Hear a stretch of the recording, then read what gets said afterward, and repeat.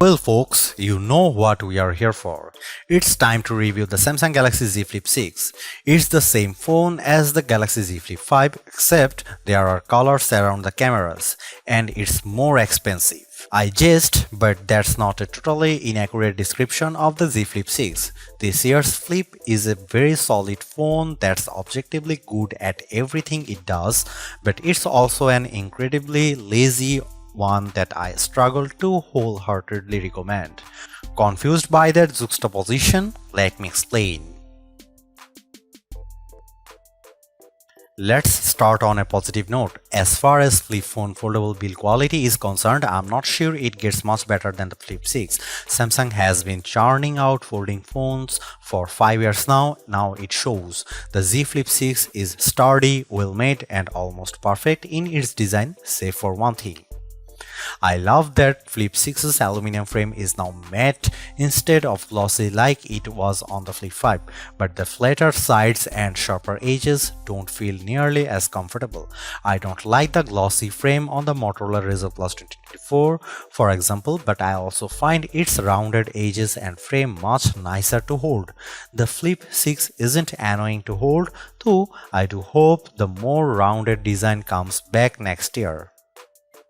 The Z Flip 6 also has an exceptional hinge. It moves fluidly with no resistance or creakiness. It can be propped up at almost any angle and it easily snaps open and closes shut with one hand. The hinge also more durable than ever, featuring Samsung's new dual rail hinge design. The company says it has better shock distribution than past models, while the new folding edge mechanism offers better resistance to pressure and sharp objects. Combined with an IP48 rating that offers dust and water resistance, this is one of the most durable folding phones you will find. But it's not just the hinge that Samsung does so well, it also expertly executes the smaller details. All of the buttons are firm and clicky, the speaker is loud and sounds surprisingly full, the fingerprint sensor is lightning fast.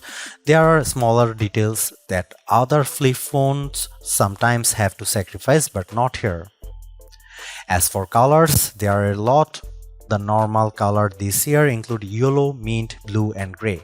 Yellow is my personal favorite too. I have grown quite fond of the blue color on my review unit.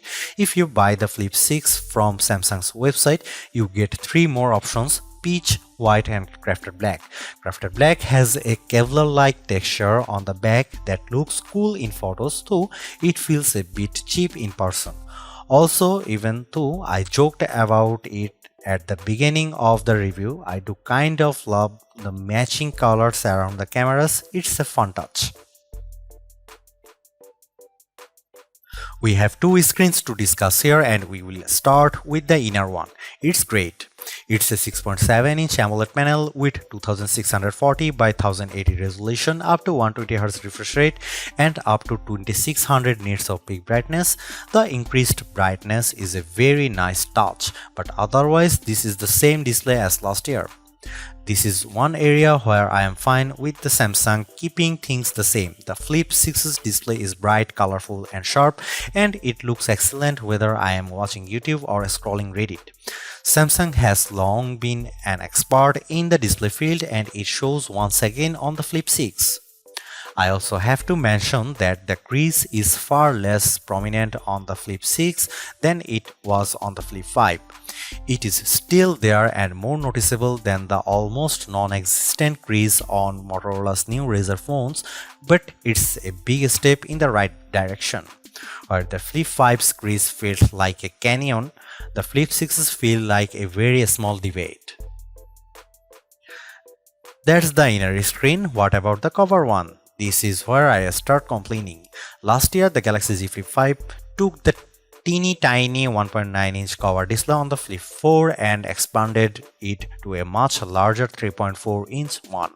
It was a big deal, enabling helpful widgets, an on-screen keyboard, and full application support. It was a commendable step forward, but even in 2023, it already fell behind what Motorola offered with that year's version of the Razr Plus. So, how did Samsung improve the cover screen on the Galaxy Z Flip 6? It didn't, not at all. Just like last year, it's a 3.4-inch AMOLED panel with a 720 by 748 resolution and a 60Hz refresh rate. It's serviceable, but that's about it. The low resolution makes icons and text look fuzzy, the 60Hz refresh rate feels sluggish, and the 3.4-inch size feels cramped by 2024 standards. You also still can't run apps on the cover screen without jumping through a half dozen hoops. Meanwhile, the Z Flip 6's biggest competitor, the Motorola Razr Plus 2024, kicks the living daylight out of it. For context, the Razr's cover screen is a 4-inch AMOLED panel with 1080 by 2640 resolution and up to 165Hz refresh rate. Yes, those are the cover screen specs. The Razr Plus makes the Z Flip 6 look antiquated by comparison. This is one of the areas where Samsung needed to improve the most. Instead, it took the Flip 5's cover screen, slapped it on the Flip 6 and called it a day. It's incredibly disappointing and one of the phone's biggest sins. On a better note, the Galaxy Z Flip 6's camera are good. They aren't amazing, but the two main sensors are capable and reliable. If you want a phone that can consistently capture great images, you will be happy here. The star of the show is a 50MP primary camera, the same one you get on the Galaxy S24 and S24 Plus. It's joined by a 12MP ultra-wide camera with a 123-degree field of view plus a 10MP selfie camera at the top of the inner display. Overall, photos captured by Z Flip 6 look nice, images are sharp and detailed and often return bright, pleasing colors.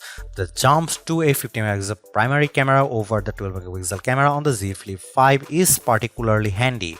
Not only do a standard 1x photos look sharper, but digital zoom on the Flip 6 is also very usable. Samsung says 2x photos are optical quality zoom, and I tend to agree. Even jumping to 4x and 10x, I don't hate the results.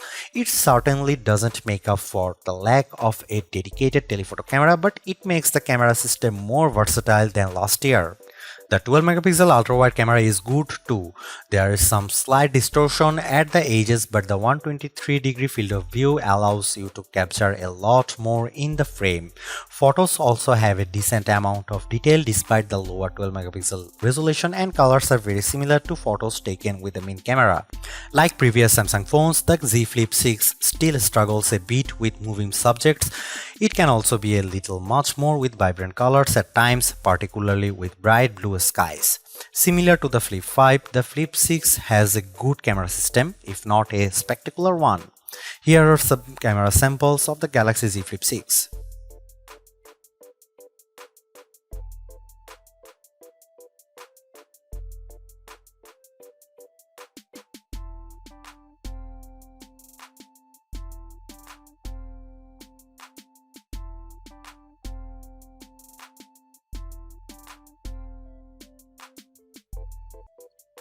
This all puts the Samsung Galaxy Z Flip 6 in an awkward position.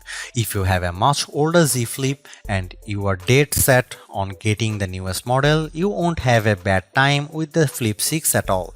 Hell, I've had a great time using it, but I also don't think it should be at the top of your shopping list. If you want a good Samsung foldable, you can save yourself hundreds of dollars and buying a Galaxy Z Flip 5 and really not miss out on much at all.